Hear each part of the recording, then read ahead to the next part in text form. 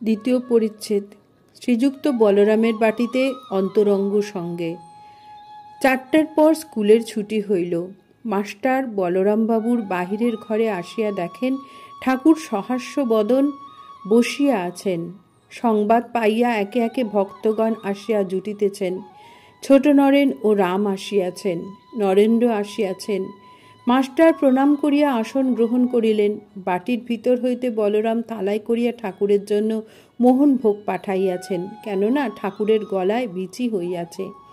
শ্রী রামকৃষ্ণ মোহনভোগ দেখিয়া নরেন্দ্রের প্রতি, ওরে মাল এসেছে, মাল মাল, খা খা, সকলের হাস্য।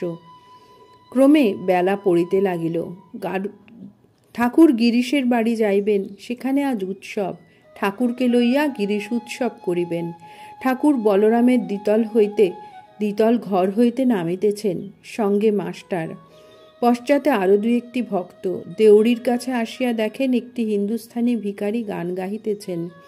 রাম নাম শুনিয়া ঠাকুর দাঁড়াইলেন। দক্ষিণাস্য দেখিতে দেখিতে মন অন্তর্মুখ হইতেছে। এইরূপভাবে খানিকক্ষণ দাঁড়াইয়া রহিলেন। মাস্টারকে বলিলেন, বেশ সুর। একজন ভক্ত ভিক্ষুককে 4টি পয়সা দিলেন। জয় ঠাকুর।